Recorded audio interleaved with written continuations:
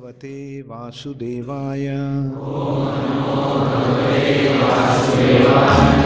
Om Namo Bhagavate Vasudevaya.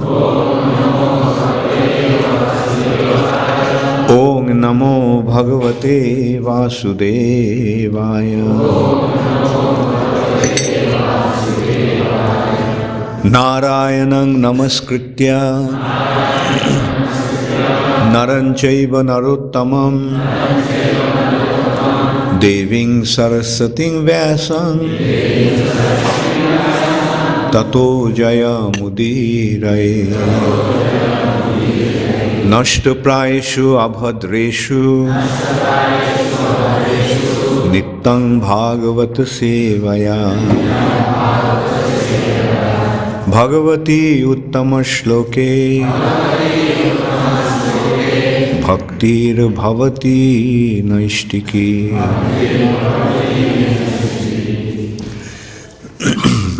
So for last 2 days, we had been discussing different aspects of Srimad Bhagavatam. Yesterday, day before yesterday, we first discussed about what is Srimad Bhagavatam. Is it clear to everyone now? What is Srimad Bhagavatam? Bhagavatam is the ripened fruit of the desire tree of Vedic knowledge. The Vedas, Nigama Kalpatarur, the Galitang Phalam, the ripened fruit of the desire tree that is the Vedas. And not only it is the ripened fruit, this fruit also has been blended with the nectar from the lotus lips, lotus mouth of Srila Sukadeva Goswami. Because when Srila Sukadeva Goswami spoke, he spoke Bhagavatam with his realizations. So that is the even more relishing aspect of Srimad Bhagavatam. Sukomukhad Amrita Drava Samyutam. Sukadeva Goswami spoke. So that made Bhagavatam even more relishable, even more profound. And who drink that? Those who are rasikas, those who know how to relish the transcendental mellows. And then yesterday we considered the qualification of entering into Srimad Bhagavatam. Say in simple words, when do we become eligible, when do we become qualified to study Srimad Bhagavatam or relish Srimad Bhagavatam? So that is the reader's qualification. And today we will discuss about the speaker's qualification. So that is what?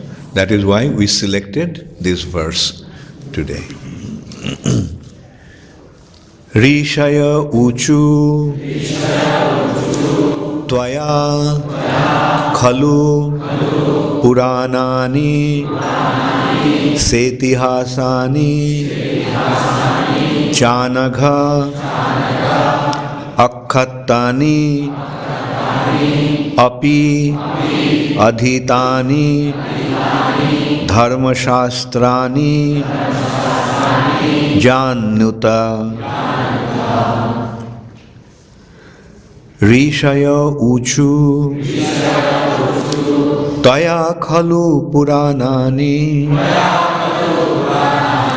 Setihasani Janagha Akhatannapadhitani Dharmashastrani Jannuta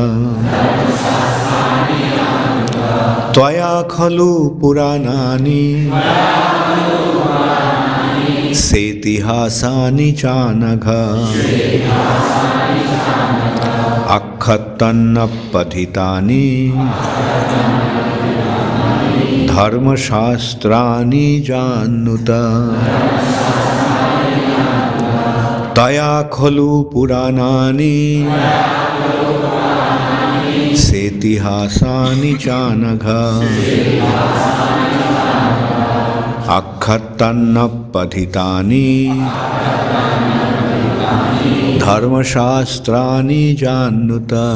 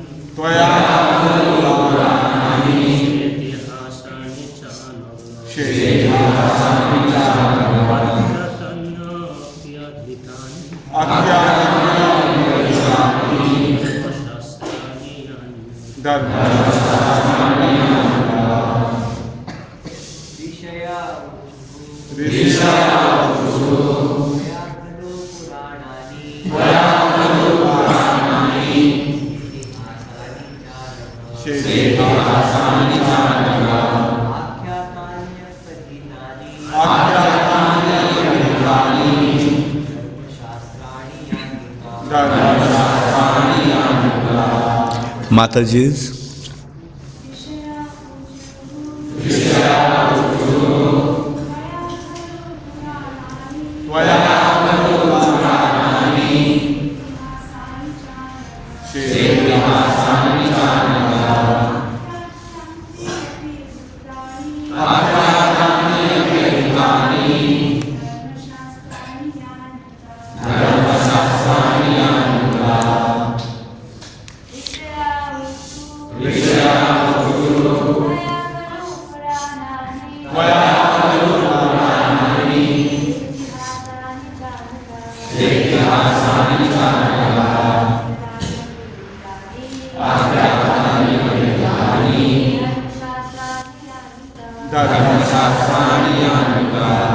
Rishaya, the sages, Ujj360P said, Tvaya, by you, Khalu, undoubtedly, Puranani, the supplements of the Vedas, with illustrative narrations, Sa itihasani, along with the histories, Cha and Anagha, free from all vices, Akhatani, explained, Api, although, Adhitani, well read, Dharmashastrani, scriptures giving right directions to progressive life. Yani, all these, Uta is said. Translation by His Divine Grace, Srila Prabhupada. The sages said, Respected Sutta Goswami, you are completely free from all vice. You are well versed in all the scriptures famous for religious life, and in the Puranas and the histories as well. For you have gone through them under proper guidance and have also explained them. Please repeat after me. The sages said, Respected Sutta Goswami, you are completely free from all vices. You are well versed in all scriptures famous for religious life, and in the Puranas and the histories as well. For you have gone through them under proper guidance and have also explained them. Purport by Srila Prabhupada, a Goswami or the bona fide representative of Srila Vasudev must be free from all kinds of vices. The four major vices of Kali Yuga are illicit connection with women, animal slaughter, intoxication, speculative gambling of all sorts.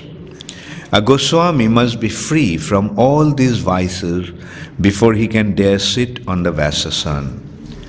No one should be allowed to sit on the Vasasan who is not spotless in character and who is not freed from the above mentioned vices. He not only should be freed from all such vices, but must also be well versed in all revealed scriptures or in the Vedas. The Puranas are also parts of the Vedas, and histories like Mahabharata or Ramayana are also parts of the Vedas. The Acharya or the Goswami must be well acquainted with all these literatures. To hear and explain them is more important than reading them. To hear and explain them is more important than reading them. One can assimilate the knowledge of the revealed scriptures only by hearing and explaining. Hearing is called Shravanam and explaining is called Kirtanam. The two processes of Shravana and Kirtana are of primary importance to progressive spiritual life. Only one who has properly grasped the transcendental knowledge from the right source by submissive hearing can properly explain the subject.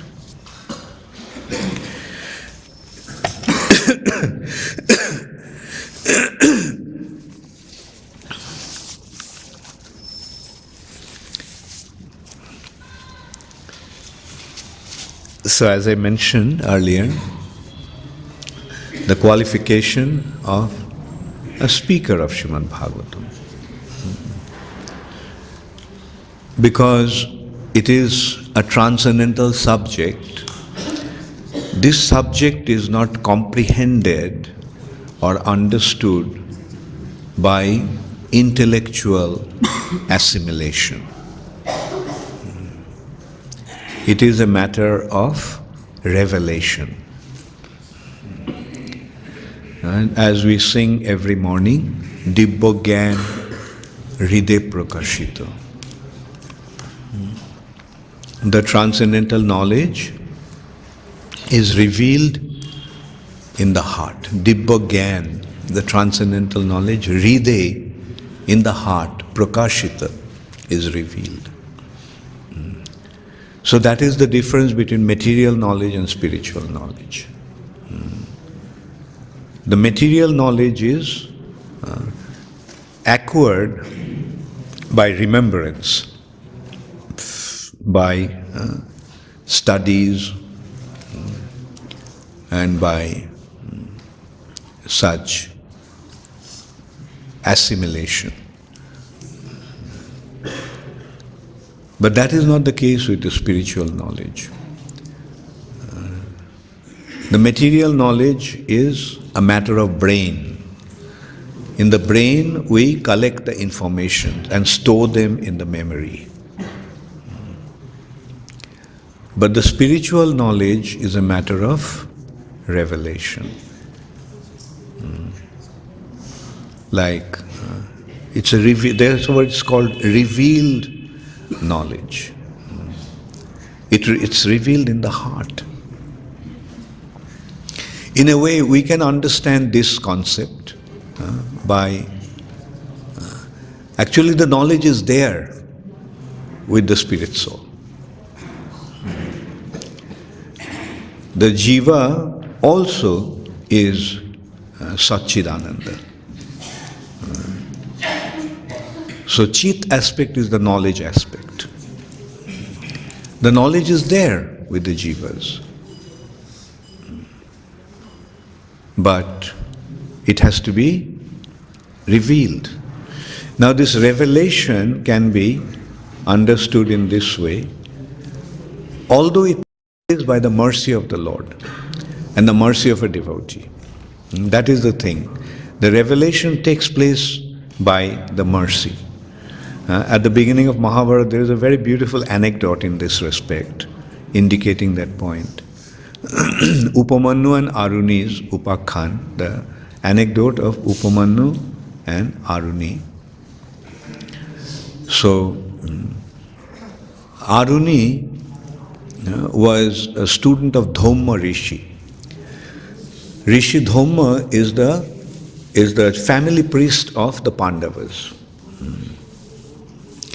So, just as Garga Muni is the family priest of the Jadus, Dhamma was the family priest of the Pandavas or the Kurus. And so it is an anecdote concerning him. So one day Dhamma got the information. You see, the ashram also used to cultivate land, grow food grains, rice and etc. So he got the message that the aisle of the field broke. You see, they build the paddy field, rice field needs water, and that water, because rice plant grows with water. The higher the water goes, the plant also goes higher. That is the thing with rice. And that is another very nice example, the watering the field. Because when the water is there in the field, then the weeds cannot grow. But the rice plants flourish. So this is a way of keeping the weeds away. Jai Shri Shri Gaur Nitai ki Jai, Jai Shri Shri Krishna Balaram ki Jai, Jai Shri Shri Radha Madan Mohan ki Jai. Anyway, so they in order to keep the water within the land, within the paddy field, they create a small little wall. And so that keeps the water. So he got the message that wall broke. The small wall made of clay broke. So that means water is just running out. So he told Aruni that go and protect the field. So actually what was happening, the flood water was entering into the field. Not the water was draining out of the field, but the flood water was coming into the field. So Guru told Aruni to protect the field. So when Aruni came, he found that the flood water was entering into the field, and there was no way he could stop it because the water was quite heavy, strong current. So Aruni, to protect the field, according to his Guru's instruction, he just laid down the area where the wall broke, and he reconstructed the wall by lying down with his own body. He protected water from entering. So the day went by. At night, Guru asked, "Where is Aruni?" So the other students said that you sent him to the field in the morning, and since then he didn't come back. So then Guru said, "Let's go and see." So it was already dark. So he went and started to call out to Aruni, "Aruni, Aruni, where are you?" And then Aruni said that, "I am protecting the field by lying down here." So Guru saw what he did. So he became so pleased with him that he told him, "Let all the Vedas, all the 4 Vedas and all the Shastras become revealed in your heart." And just by the mercy of the Guru, all the Vedas and all the scriptures were revealed in his heart. So, this is a very wonderful example of revelation of spiritual knowledge. The Guru says, and he bestows his mercy in this way upon a qualified student. And what did he see? He saw his faith. And he realized that, because of his faith, this knowledge is going to be revealed in his heart. So he just broadcasted it. Another kind of an example of revelation we see when Dhruva Maharaj was performing austerities and he saw the Supreme Personality of Godhead. He was a little child, he didn't know how to glorify the Lord. The Lord just touched him with his conch shell. And immediately Dhruva started to glorify the Lord in the most wonderful way. So this way we can see the spiritual knowledge is a matter of revelation which becomes manifest by the mercy of the Lord and His devotees. That's why service attitude is so important. That's why being obedient is so important. The basic essence of spiritual progress is obedience. Therefore, those who are not obedient, they are not qualified. And we notice, in the temple also we notice, the devotees, those who are obedient, they make spiritual progress so nicely. And everybody feels pleased with them. And those who are disobedient, we see that they are not really progressing. Rather, they become a disturbance to the community. So here is the qualification. Taya kholu puranani shetihashani chanu. They have been revealed in your heart.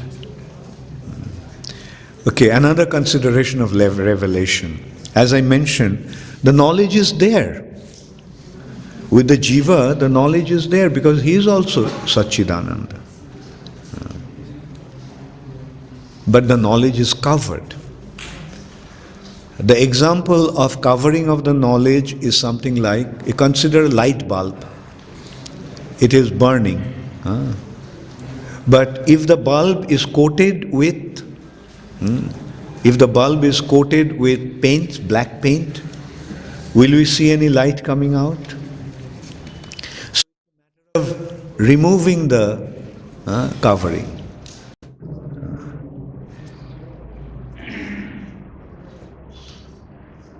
Another example is given, of course those days there was no light bulb.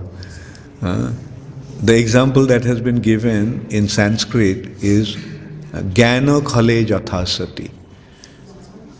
Just as if a light is covered with a basket, a lamp is covered with basket, will you see the light?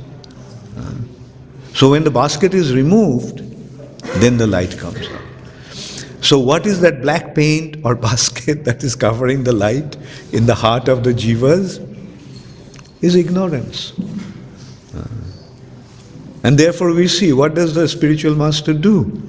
Om ajnanati mirandhasya jnananjana shalakaya. Removes the covering. What does the holy name do? Chetodarpana marjanam. Marjanam. Cleaning. And when all the dirt is removed, the transcendental knowledge becomes revealed. So this is the process. Another way of understanding this is, again we go to the light bulb. Will the light bulb give out light by itself? Although it is perfect in its own way with the filament and cables and everything. But will there be any light coming out from the bulb? But when the light bulb is connected to the electric source, power source, then yes. When the current, it's a matter of connecting to the, what does the light switch do? When it is off, it's disconnected. And when it is on, then the connection is established. So it's a matter of becoming connected to the source. Jivas are parts and parcels of Krishna. And when the jivas are disconnected from Krishna, no light, no knowledge, ignorance. But when the jivas become connected to the Lord, then immediately light shines forth. So in this way we have to understand that we, the jivas, don't really have any means or ability to acquire the spiritual knowledge without being connected. So the entire process is a process of being connected. The connection is being established by the disciplic succession. That is the link. The disciplic succession is the link. And the jiva's own endeavor to become connected. On the part of the jiva simply has to become connected. The link is there, going all the way up to the Supreme Personality of Godhead in the spiritual sky. But that is all that is needed from us on our part. We simply have to establish the connection. And how is the connection established? The connection is established through Shraddha, faith. Again, this faith is obedience, acceptance of the authority. So faith is the acceptance of the authority of the advanced structure, the structure of disciplic succession, and the qualification is to be submissive to that, the personalities and the scriptures. Scriptures are providing us all the information, so accept them as they are. So,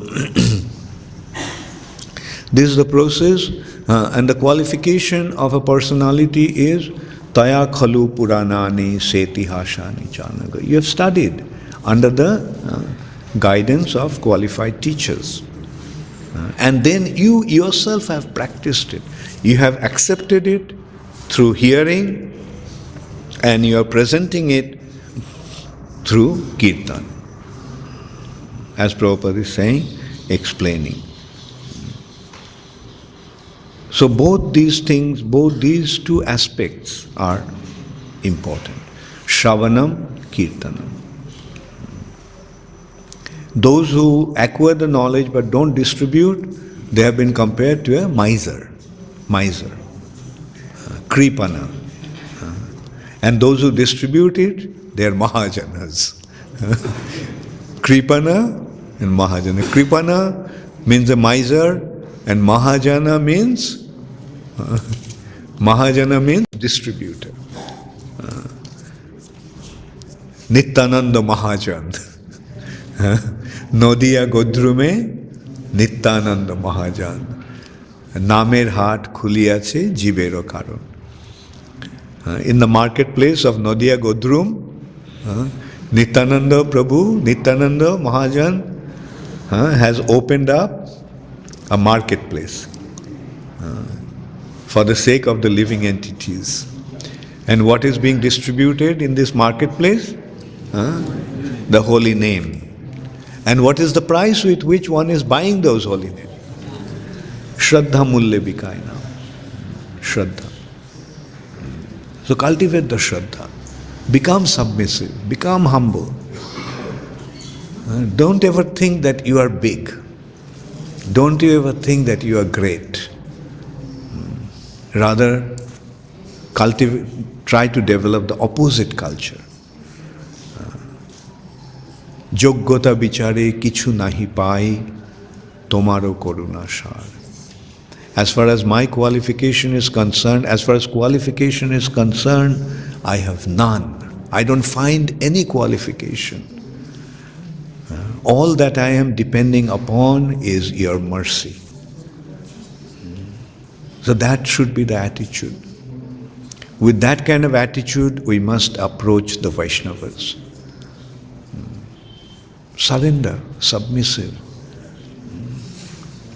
Material world is the world of independence. Here everyone is trying, here the whole attitude is that of independence. Whereas the spiritual world is the world of dependence, submission. One world is a world of independence, the other is the world of submission.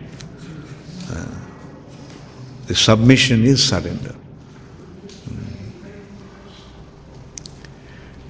And Prabhupada is pointing out that the qualification of a qualified teacher is that he must be expert in all the subject pertaining to spiritual topic. And that means the Vedic literatures. Vedic literatures are presented in some supplementary or branches. If Vedas are the trees, then the root of the tree is the Supreme Personality of Godhead. The root of the Vedic tree is the Supreme Personality of Godhead. And the trunk of the tree is the manifestation of the Supreme Personality of Godhead in here. And then, that is, we can say, the Vedas are the trunk. And different branches are there of the trunk. The trunk by itself doesn't really reveal the tree so much. The revelation or the exposure or the manifestation of the tree is in the form of the branch and twigs and leaves and so forth. That is what makes it so, makes it complete. And those branches he is pointing out. Puranani, Puranani, it's plural number. Puran is singular, Puranani, plural. And Khalu, very expertly, you have studied, understood. Seti also, Itihash. Puranani, Puranas, Itihash, Upanishads, Dharma Shastras. So all these are together are Dharma Shastras. Different aspects of Dharma has been revealed in these scriptures. There are Samhitas, there are so many Samhitas. And through the Samhitas we are getting the understandings of different personalities, understandings and instructions of different personalities. Brahma Samhita, such a wonderful scripture. Just one chapter of Brahma Samhita gives us the complete understanding of everything.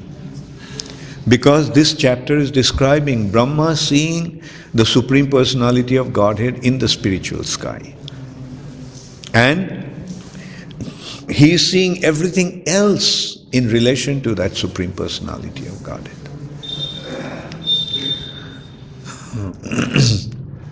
Then there is Manu Samhita. Manu is giving the instructions how the mankind must act, how the mankind must behave. That's Manu Samhita, giving complete understanding. And Prabhupada actually mentioned that India's law is predominantly based on Manu Samhita. Not completely, because Manu Samhita has some very heavy considerations. Like if anybody steals, chop off his right hand.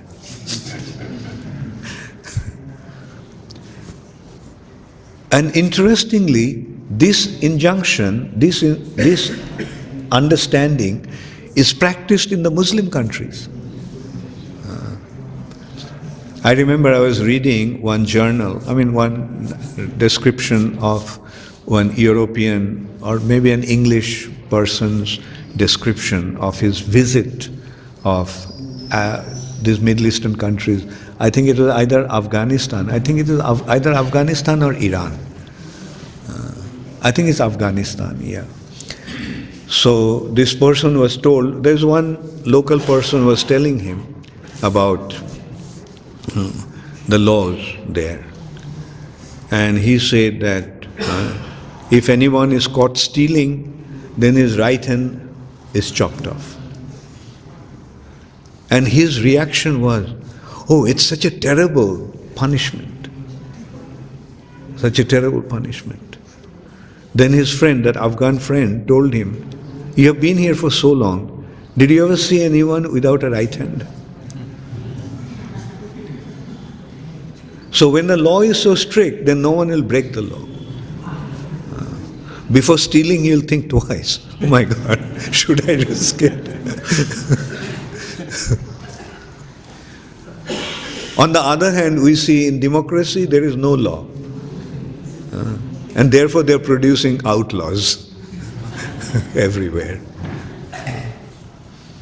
The law, nobody is abiding by the law. By bribing, they can get the judgment in their favor. Mind you, the 12th canto of Srimad Bhagavatam is giving this description. What's going to happen? And it's really amazing the way Kali Yuga has been described 5,000 years ago. We're actually seeing it right now. One of the things, it says that people with money only will get justice. What does it mean? People will bribe and get justice in their favor. They may commit the worst kind of crime, but they won't have to get punished. So, Prabhupada also said that these courts, one Prabhupada was driving by one high court, I think either was in Calcutta or Delhi, and Prabhupada said that is the place of Kali. Courts are the place of Kali. Because there is no justice, there is the place of injustice. Jai Shri Gaur Nitai ki Jai. Jai Shri Shri Krishna Balaram ki Jai. Jai Shri Shri Radha Madan Mohan ki Jai.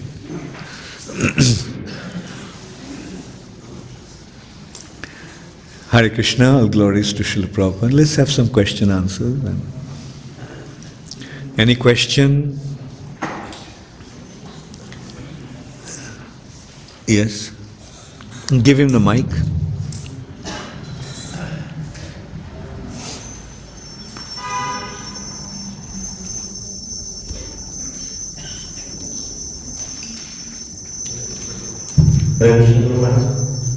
We see that sometimes it is required, but in the day-to-day life, What is acquired? knowledge is sometimes we see that we have got some knowledge. Knowledge is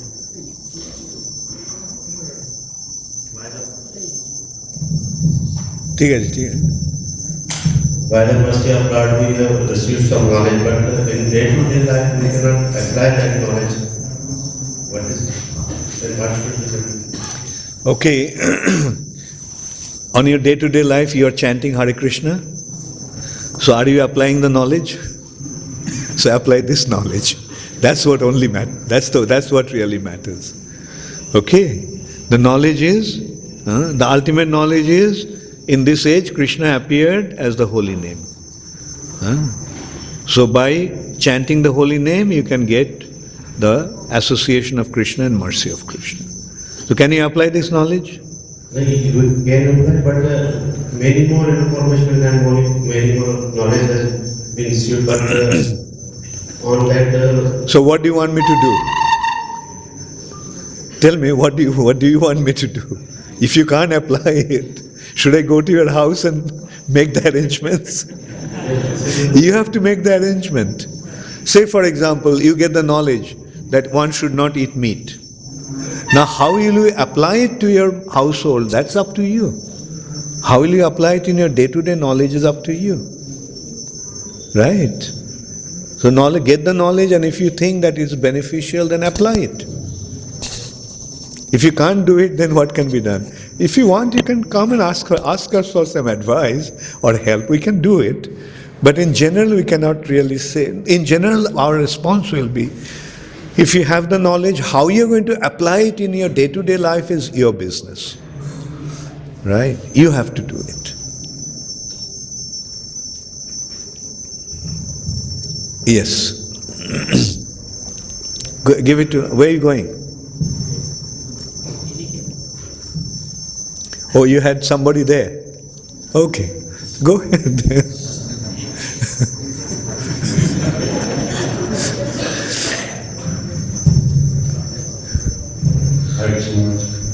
You mentioned about the quality of obedience.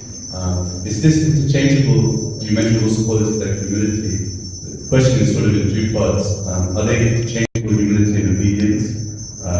And what is the real, how can one tell when they are being obedient? Is there any way of being able to notice, or is it? Well, whether he is being obedient or not, everybody else around him can see it.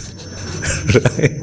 And yes, obedience is relative to humility. Because what is the opposite aspect of humility? Pride. When one is proud, can he be, no, there is somebody there. Give it to him. There is somebody who is proud, he can't be obedient. To be obedient, one has to be submissive. Right? So, and give it to Mataji, you are taking it to her. So, as you were saying, like, how does one see it? The way one sees, he may not see it, but everybody else around him can see it. Especially his authority can see it. All right? One himself may not see, he with him may think, and that's the natural tendency. Nothing is wrong with me. I am perfect. And that is the perfect demonstration of Maya. I am perfect. I don't need any guidance. I know better than anybody else. So when somebody develops that attitude, that means he is in total Maya. Look at the world outside, everybody is thinking that way. Why do I need to listen to these Hare Krishnas? These are weirdos. Look at me, I'm so nicely dressed. Look at the amount of money I am earning every month. Look at how many people are going salam to me.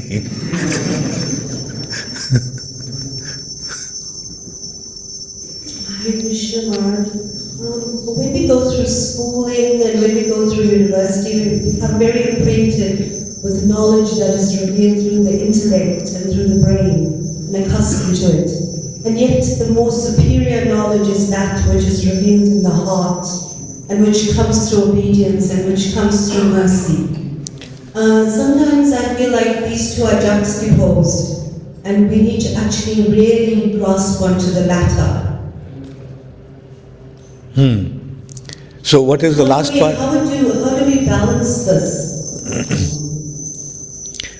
Balance it by knowing what is what and just accepting. Right? Understanding that this knowledge, this so-called material knowledge, is turning us into donkeys. Right? And the spiritual knowledge is the real knowledge that's giving us the proper sight. Material knowledge is blinding us. Spiritual knowledge is enlightening us. And literally, Bhaktivinoda Thakur literally explained it in this way: Jaro Vidya shab mayar boibhav, tomar bhajone badha, moho janomiya anitya samsare, jeevke koroe gadha. Meaning, the materialistic knowledge is only an illusory influence of Maya. It creates bewilderment and becomes an impediment to spiritual progress.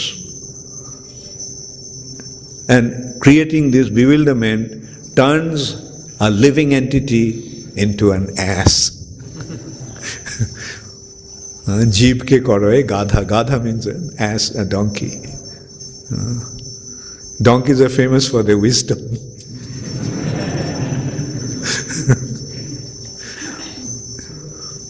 Does it answer your question? Okay. Yes?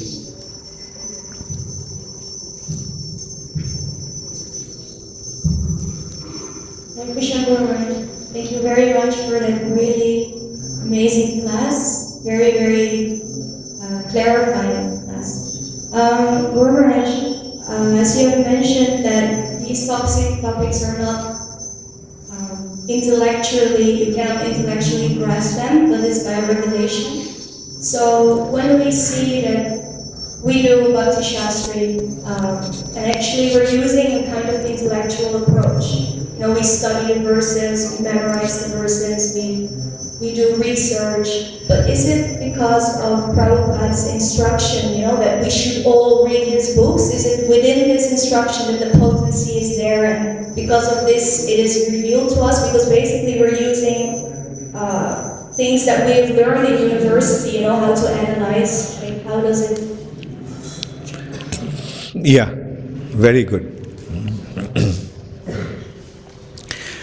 You see, that, you know, like institutional education like that has both good and bad aspects. The good aspect is it sharpens your intellect, it disciplines you. Like that way it is beneficial.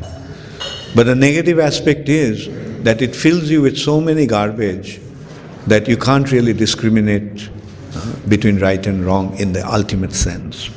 Also, it increases your pride. Like, to tell you frankly, I don't like to deal with the academics because, you know, they just don't want to listen. They already think, I know so much, so why should I listen to you?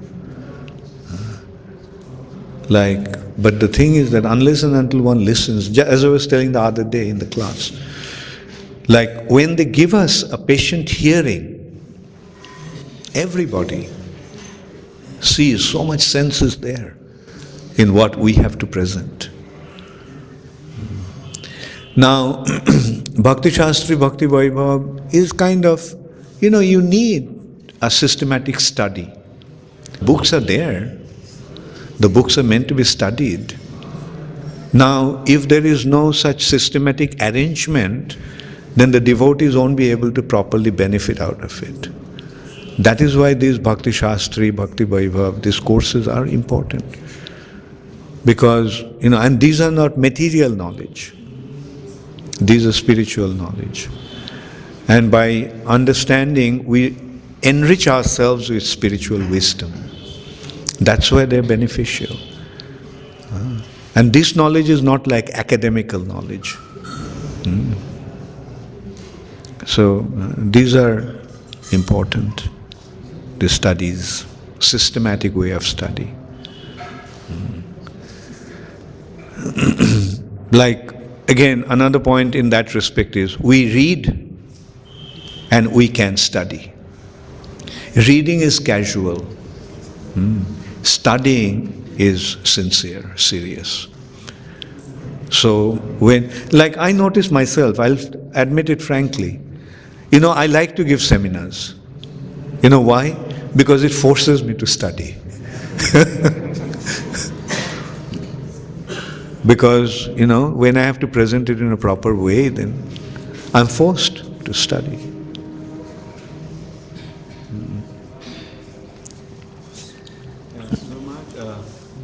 Okay, the mic is close to him. Mukunda Hari.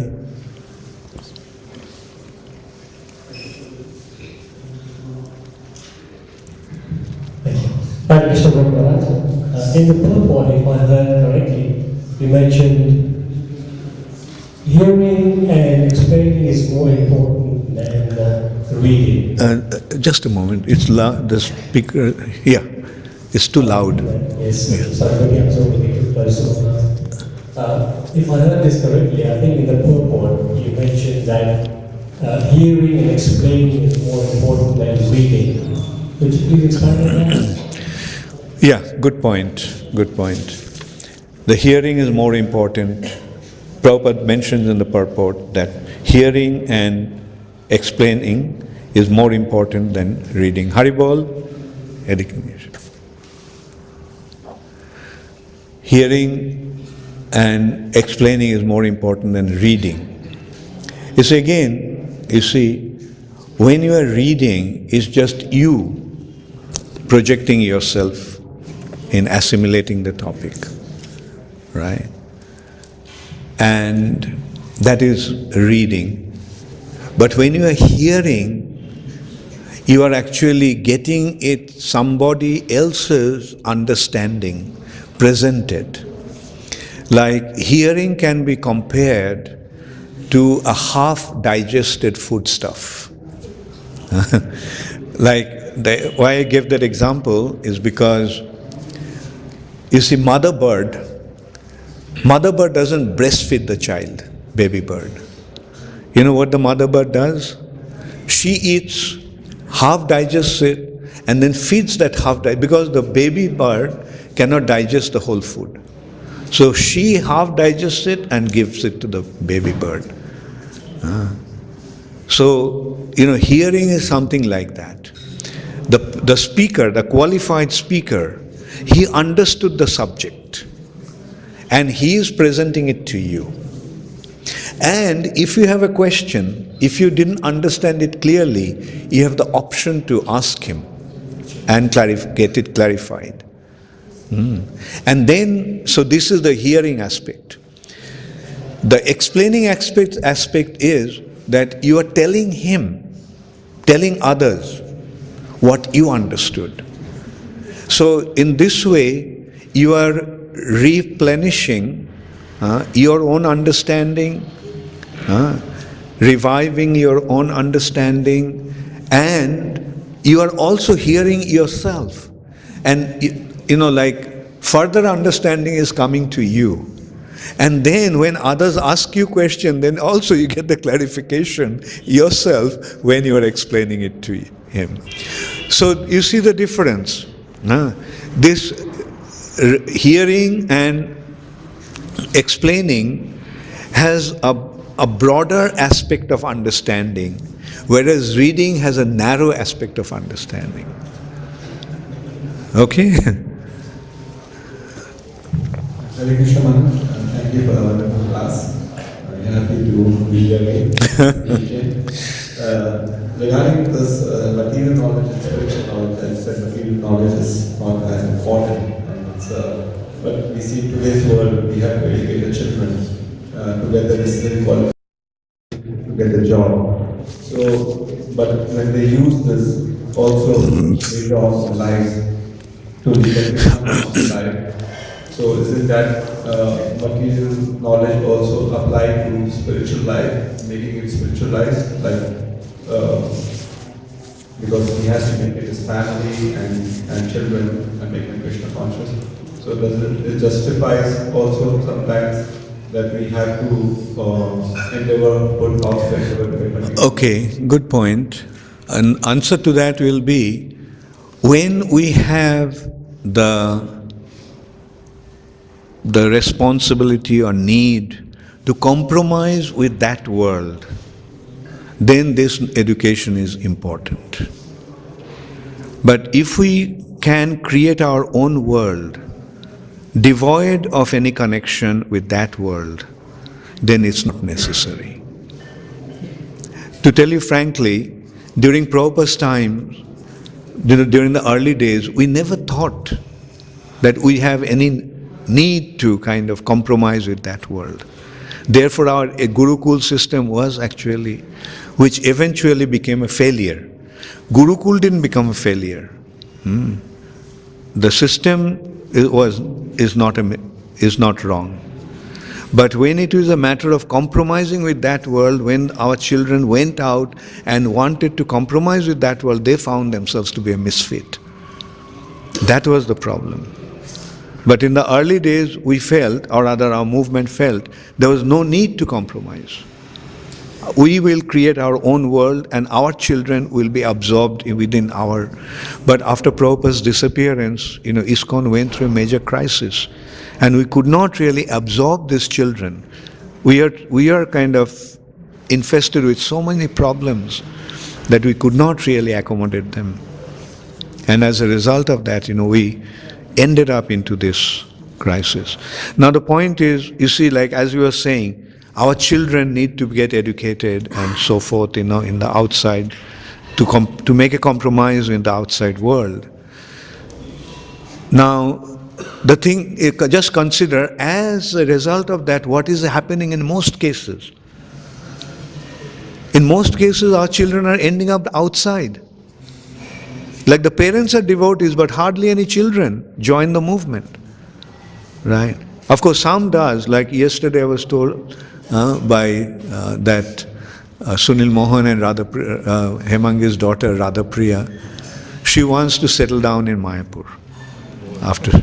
And I was very happy, and he was also very happy. Rather, they were also very happy that she wants to lead a devotee life. She is not interested in going into the outside world. But in most cases, they are like that. The parents are committed devotees, but they are not thinking in terms of, getting their children to become devotees.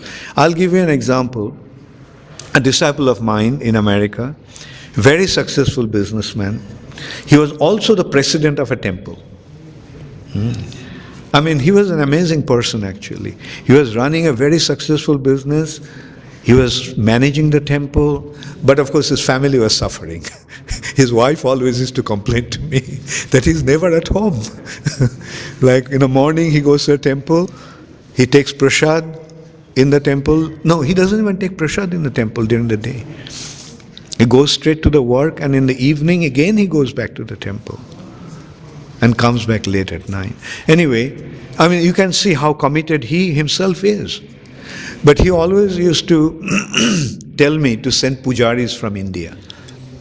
And I used to tell him, no, I'm not going to send pujaris. Because when these boys go from India to serve in those temples, practically that's the end of their spiritual life. For some time, they will work they'll serve in the temple, but then they will get their green card, they'll start earning money, they'll find a wife, and that's the end of their spiritual life. And so I told him that, look, I'm not in favor of sending pujaris or cooks from India, because I don't want to ruin their spiritual life. And I told him that, look, then he said, then how am I going to maintain the temple? I said, make devotees locally. During Prabhupada's time, devotees are joining. I mean, Americans were joining. And local devotees, when they become joined, that's the solution. Because for how long you can keep on importing pujaris from India? And then he was telling that, no, I mean, local people are not joining. I tell him that because you are not preaching. If you preached, you made them understand how interesting Krishna consciousness is, then yes, they would stand in queue to join. And he kept on telling me how difficult it is. Then I asked him, just one point, I asked him, will you want your son to join the temple? And he was kind of shocked for a moment, And I mean, he took some time, maybe 30 seconds or so. And then he admitted, no. Then I told him, look, you are the temple president of the temple, fully committed to this temple. And if you don't want your son to join the temple, then how do you expect that anybody will want his son to join the temple? Why anybody will join the temple when you are not convinced about the ultimate supremacy of this path? So that is the thing. Like we are not, most of the time the parents are not considering that Krishna consciousness is the ultimate goal of life. Although they are committed to Krishna consciousness, in many cases the parents are thinking, no, I want my son to become successful in material life. I want him to go the same way and suffer the way I did.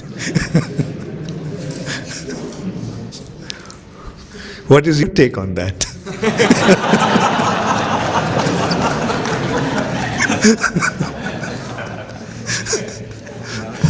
I would learn my son to become and that's what I did, become a brahmachari. Okay, tell him to travel with me.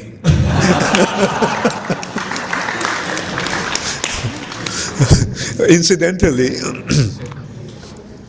Anandavardhan's son, Rahul, is an exceptionally brilliant boy.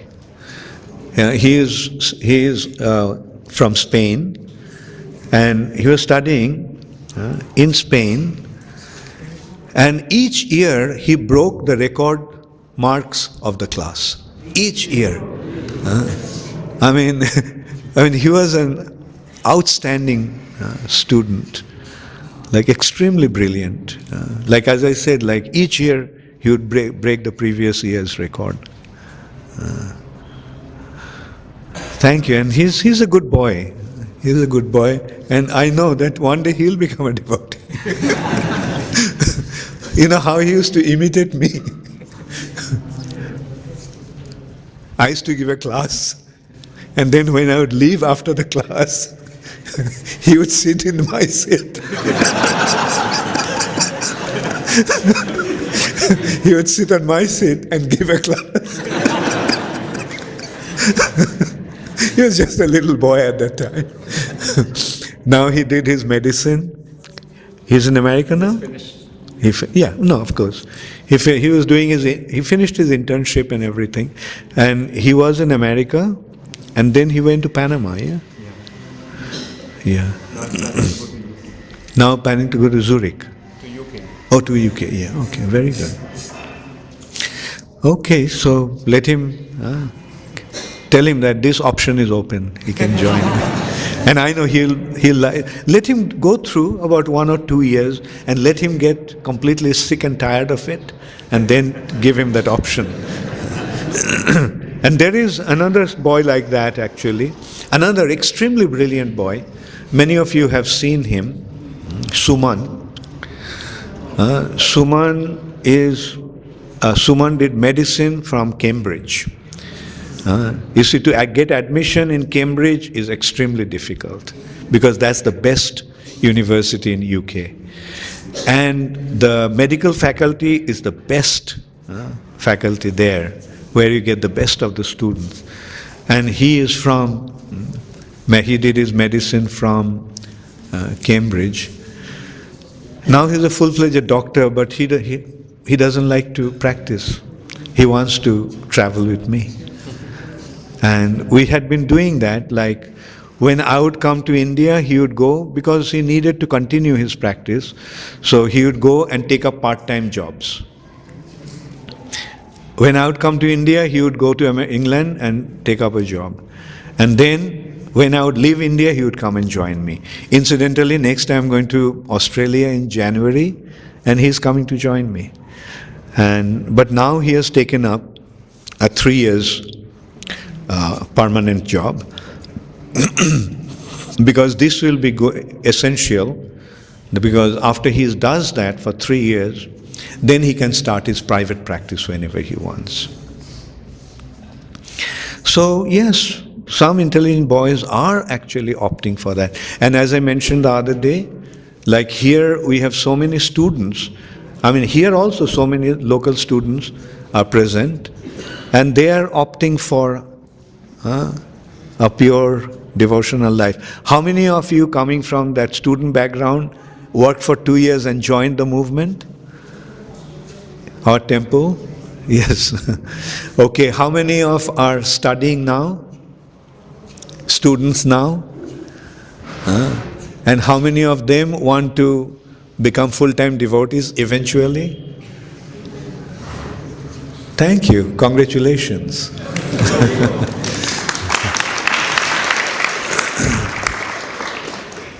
So this is the real intelligence.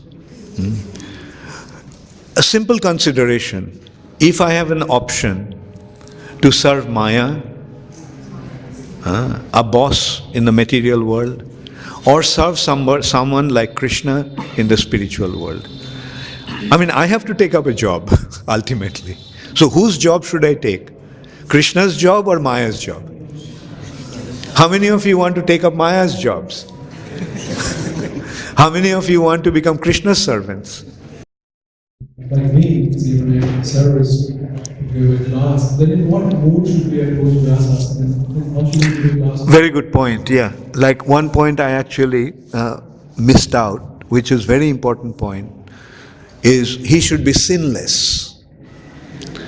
The one principal qualification that Prabhupada mentioned here is that the speaker must be sinless.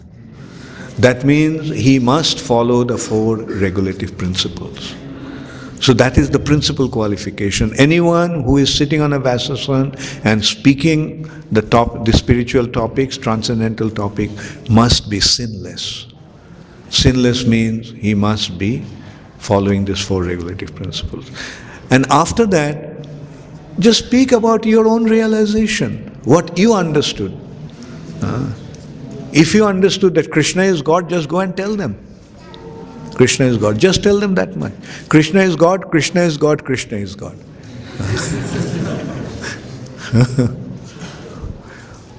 And then you can also explain why you have accepted this path. Explain why. So this is the best way to give class, this is the best way to explain this topic. So what I'll do is, there are 3 questions from the internet. I'll answer these 3 questions. Okay, another one came in, 4 questions. And some questions are here. They're from you all, local devotees, those who are present. So I'll keep them and I'll answer them tomorrow. Okay? Okay, so first one from New Orleans, Rohini Nandan Das. Hare Krishna Maharaj, this is Gaurangi from New Orleans. Oh, acha, this is from Gaurangi. Another very bright girl, very intelligent, very brilliant girl. Pam, and becoming a very good devotee also. Very good devotee. Pam Ho, Ujj360P, the translation to yesterday's verse ended with the sentence, by the culture of knowledge, the Supreme Lord is established within his heart. Maharaj, my question is, Krishna is already established in everyone's heart as the super soul. Will you please explain the last sentence of this verse? Right. Krishna is there in your heart, but Krishna hasn't been consciously established. That is the difference. By this following the process, you consciously establish him in your heart. Just like Krishna is everywhere, but in the temple room we establish the deities of Krishna and worship him. Is there any difference between these two? When you are worshipping Krishna in the temple, in his Archa Vigraha, or thinking that, oh, Krishna is everywhere, Krishna, Hare Krishna, Hare Krishna. So here you are focusing, here you are perceiving, here you are consciously establishing him and worshipping him. Gaurangi, that is the difference.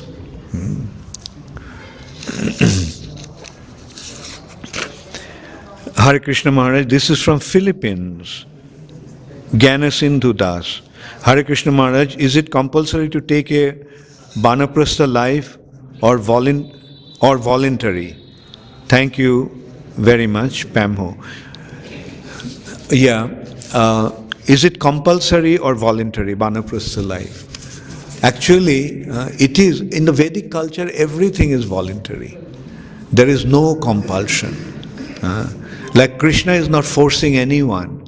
Krishna is giving everyone the opportunity to decide for himself. That's why Krishna has given you the independence. This independence is there for you to decide yourself voluntarily, no compulsion. From Dallas, Ravi, Swamiji, does that mean that preacher's job is only to teach the knowledge, not to make others follow it. Did I say that, Ravi? How does this affect our use of social or political power? Yes, a time will come when the governments will become Krishna conscious and the government will force everybody to follow Krishna conscious persons. Yeah. So our business is not only preaching and not bother about making them follow. No. Our business is both.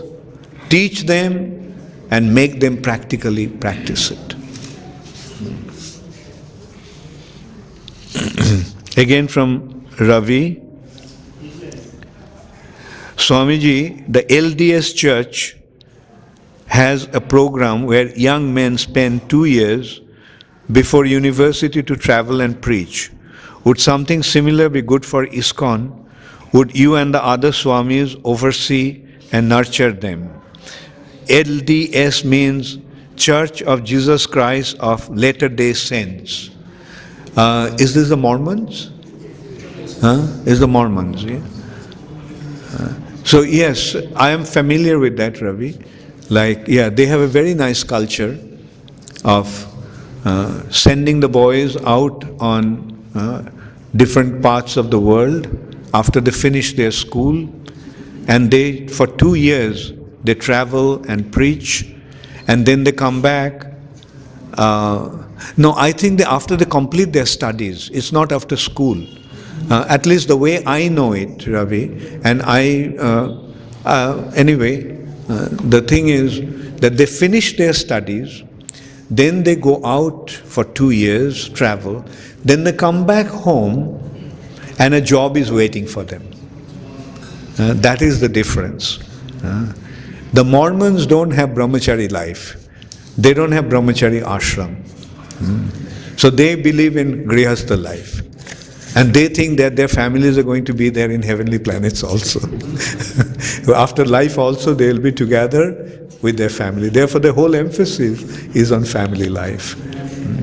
So, yeah, in ISKCON, I don't know whether I have mentioned it in the class here, Bhagavatam class, but in last couple of days, during the seminar, I am actually making it very, very clear that that we have a system here, not only in Ujjain. This system actually has been started by Radhe Shyam Prabhu, a very qualified disciple of Radhanath Maharaj, who is heading the project in Pune.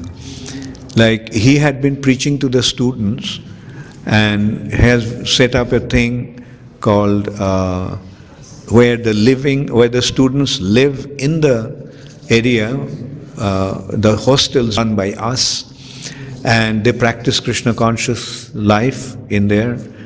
And so we are also adopted the same design, and we set up our preaching bases like that, where many students live. I think now we have about 18 bases. How many students? So we have 18 hostels in Indore and Indore and Bhopal, Ujjain. What about Jabalpur? There was, okay. Anyway, in few cities in Madhya Pradesh, so far we have 18 hostels, you can say. Students are living. They practice pure Krishna conscious life while they are studying. They follow the 4 regulative principles. They wake up in the morning, attend the morning program, then they go to college, and they take Krishna Prasad. We have Prasadam cooked by devotees. And these boys, after they complete their studies, our program is little different. It's after they complete their studies, we send them to go out and get a job for 2 years. Work in a job for 2 years, and after that, they can join the temple. How many years you worked, Kapil Muni? Working for 3 months. 3 months only. Okay. So are you waiting to see when this 1 year, 9 months will go, and then, okay, very good. So they work for 2 years after they complete their studies, and then they come and join the temple. And then after that, if they want to get married, no problem, they can get married. But of course, I tell them to offer this life to Krishna. Thank you all very much. All glories to Srila Prabhupada.